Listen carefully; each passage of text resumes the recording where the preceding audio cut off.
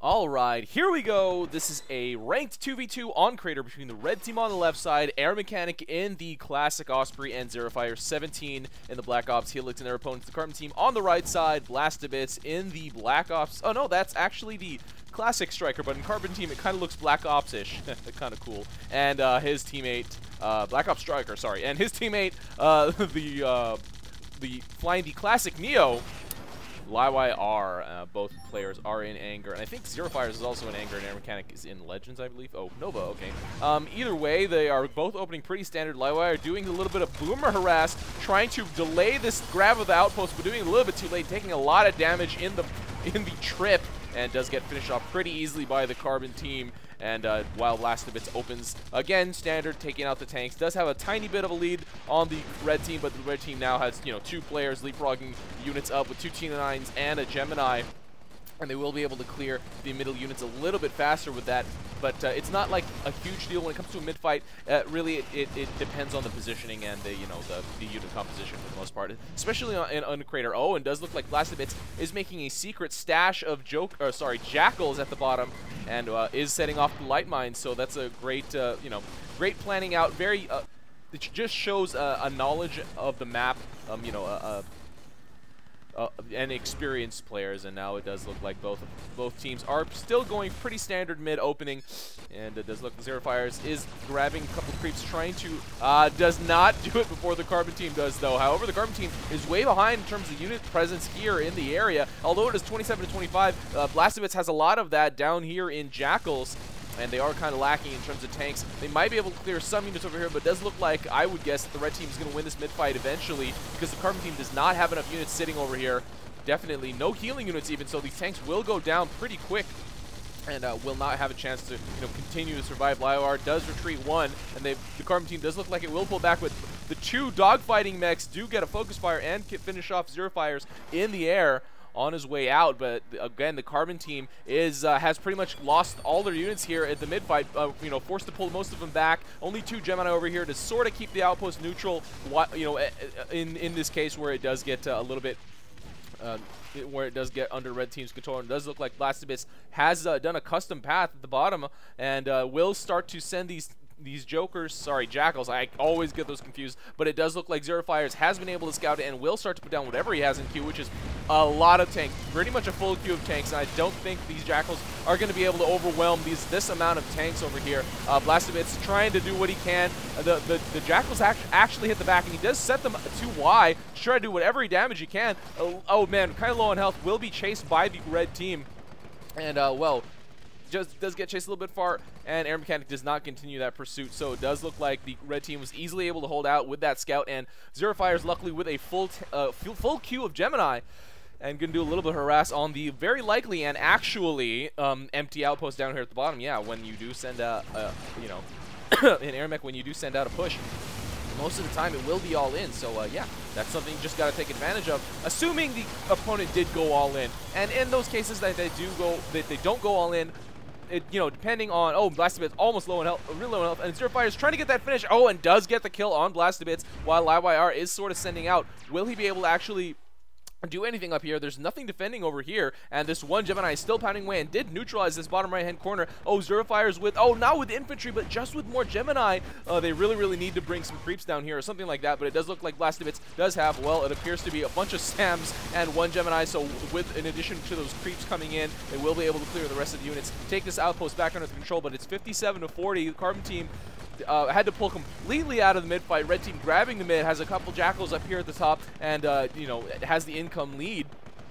And airmechanik now finally noticing, or at least handling this push coming over here. LaiYR and BlastToBits are here to support, but it doesn't look like either of their side pushes are going to be successful. And it's something that the red team did very well, kind of scouting that the Carbon team would try to do side pushes after losing the mid fight, or I don't know if you can call it losing mid fight, but because they expended credits and units out on that bottom side push, and unfortunately for them, XiraFires noticed, had a full queue of tanks. I mean, it's not necessarily something that you can actually, plan around. You can't really expect necessarily that your opponent has a full queue of tanks. I guess you can do the thing where it's like, you sort of mentally get a good count of units on the field, and then you have a better idea of how much they might have in queue and stuff like that. Oh, and LaiYR hitting that stasis, but getting finished off by the Jackal. Jackal's doing crap loads of damage to mechs, so he will be delayed here. And let's see. In the meantime, the red team is trying to thin this out. I would probably just push by airmechanik. That's a lot of Gemini and an artillery piece. There's not that much here down there for the Carbon team, and with a little bit of team support, which he could easily get from XiraFires, he might be able to get a surround and neutralize and grab that outpost even, but it has not been able to do that. The Carbon team has noticed. Oh, and airmechanik, oh, not getting finished off on the way back to that outpost. So the Carbon team is, you know, they're pretty behind in terms of overall everything. 71-45 in terms of the units. They don't have mid. They are getting pushed back. They are all the way pushed back to this side of this ridge on the, you know, the center close fight. Artillery going up for the red team. Let's see, a jammer, two jammers going down for the red team. No jamming units down here at the mid for the Carbon team at all. And I would expect something to go up in terms of jamming Sonya, jammer, or something like that. Let's see, they're both past level 4. Does anyone have, okay, so LaiYR has a jammer, but BlastToBits is pumping out two Sonyas right now. And the red team still moving up a little bit closer. The Carbon team, both of their side pushes did fail, and for the most part, because of that, they don't really have that kind of option anymore because the defenses have already gone down. So I guess one of their only options is to push through mid. However, this turret line just makes it very, very difficult to do that. And XiraFires is trying to snipe something, but LaiYR is here to react and will not be able to get that finish on XiraFires. You know, that body block by airmechanik as well, and they are trying to get a focus fire. XiraFires is actually at about half health, and the outpost is completely out of energy. BlastToBits trying to get that finish, but not doing enough damage to get that finish on XiraFires. And now the red team already with Bertha's out on the field, 3 pounding away. Actually, this outpost has almost no chance of being in Carbon team's control. The red team could just continue to leapfrog up, move the units up here, you know, or to one side of the ridge, probably this side because this is thinner, doesn't have as many Gemini defending on that side. And you know, with the Bertha support, they could probably, you know, easily station their units there and get a good grip of that spot. BlastToBits doing a quick scout. Let's see what he sees, and does see that pretty much every position is you know, covered except for the center close, which is really hard to hit, especially trying to get past a team that already owns mid. And, oh, XiraFires very low on health. What was he doing? Was he doing a drop or a scout or some socket harass or something? Either way, he got focused by both of the Carbon players. And, yeah, needed a GTFO right when he saw that, but a little bit overextended and focus so strong, especially against the BlastToBits, is a Lexi striker. You can see past that replay watermark. But, yeah, right now, BlastToBits and LaiYR are kind of grasping at straws. LaiYR trying to get something neutralized, but with a single Gemini, that Gemini will go to waste. XiraFires chasing him away as that Helix. You can't really do anything on the ground. And Neos, well, I mean, I'm not going to say Neos have to be on the ground, but, you know, they're not that great at micro, you know, and against pretty much in enemy territory, behind enemy lines, couldn't really ferry that much, so he really was reliant on, you know, using his mech. Forced to now bring out some generators, the Carbon team, because they are out behind on outpost control. 103 max to now 87 max, but I'm guessing, let's see, hold on. 3, so 3 times 3. Previously 76 max, something like that. Oh, it does look like airmechanik is making a cluster of jokers here at the top left, and it will probably plow through. There is nothing over here for the Carbon team, so the Carbon team will definitely lose that if they do not scout it, I think. You know, depending on the kind of units, or sorry, the mech support that the red team can provide once their Jackals actually get there. If they do decide to do a top push, which, I mean, come on, look at this. This is a completely empty lane. Even the mines have been cleared by the previous top push by the Carbon team, and LaiYR just getting a scout of this middle area. There is nothing that they can really do. They have one Bertha firing back, but that's about it. 2 Sonyas protecting with another jammer. BlastToBits scouting behind enemy lines, trying to see whatever he can kill. Might have been able to kill one of those. Oh, and he's doing, oh boy, he's drawing a custom path, and it's going from here to here, so I'm not really sure what he's planning on doing with that. Oh, here's a big cluster of Jackals right there. Not going to get followed by XiraFires, and Helix is actually, yeah, I mean, it's probably, oh, I didn't even notice, but wow, the Jackals did go past, neutralizing and clearing everything at the top over here. BlastToBits and LaiYR will be able to clear these Jackals for now, but does look like airmechanik did bring a couple of creeps and will be able to get a fair surround on this top outpost, and LaiYR here to react, but not in time. XiraFires has come to support, and you know, the Helix missile scaring away any mech for the most part, except maybe a Paladin or a Warthog or something like that. And even if it's a Warthog, personally I play Ravenhog, so yeah. I would be scared of a Helix if I was playing a Speed Hog. Does notice a stray generator, but XiraFires coming to react very, very quickly. BlastToBits forced to retreat out of there and continuing his scout, but against the Helix, it is very dangerous to just try to continue to harass. And will he be able to get out of there? Does he have afterburners? He does have level 3 afterburners and does level up, so he will be able to get away. Oh, just does do a double back. Oh, but that was actually a distract to these Jackals being pushed out. Did not even see that either, and BlastToBits does switch into T, and there is nothing defending this middle outpost on the red side, so they will be able to get a pretty good surround. And okay, this will go down to neutral. Let's see, BlastToBits, I would assume, is about to grab some creeps, trying to get that outpost under their control, but they do not have the unit cap to build anything and dump out a bunch of units. So yeah, that's just a huge loss for the Carbon team. Even if they grab this outpost under their control, they will not be able to get that great of a defense because they don't have the room in their upkeep to actually build it. Right now, airmechanik is supporting his goalie, but all these circling Jackals really, really awesome. And they will be able to keep this outpost under Carbon team's control for now. And right here, the red team has a bunch of units sitting over here. I would love to see them leapfrog them a little bit further up. I mean, there is the unit count, especially because they have a couple goalies over here, and the Carbon team only has some Gemini and stuff in terms of their main battle tanks sitting over there. So it's I would really like to see them move up their tanks, and with a couple of healing units. And it does look like XiraFires with a goalie drop on the corner. LaiYR is coming back to defend against this, while BlastToBits trying to push out those Jackals. Or I guess he did start to move them and did decide to stop moving them as well. The red team might be able to get this outpost neutralized, this middle outpost neutralized, but you know, since it's really, really bare on one side, there's only SAMs over here. Well, but SAMs are pretty good actually for bunkers. But XiraFires getting finished off. One goalie and one Gemini. BlastToBits is going to be here to body block for them, so that won't get that much damage down, or you know, the red team won't get that much more damage down. And now BlastToBits trying to take this outpost under their control. I mean, if I were them, I would guess it would be like a brief grab so we can queue up a bunch of units so we can have something out on the field, especially to defend. This is like this is like their last salvation. XiraFires desperately trying to get it neutralized, but with a bunch of creeps and a bunch of SAMs over here. Oh, he actually might be able to get this done. Oh no, LaiYR dropping a bunch of defensive tanks, dropping that stasis, and so the Carbon team will probably, okay, they won't be able to hold outpost for now, but they will probably be able to grab it back under their control. And XiraFires actually low on health. Oh, BlastToBits might be able to get this because XiraFires outpost is completely out of energy, and BlastToBits getting that finish on XiraFires by landing on the edge of that cliff. That would be a cliff dive, I guess, is probably the correct term, is what I remember from way back in early beta when I learned these things. That would be a cliff jump or a cliff dive, something like that, where you land right on the cliff and it allows you to immediately transform.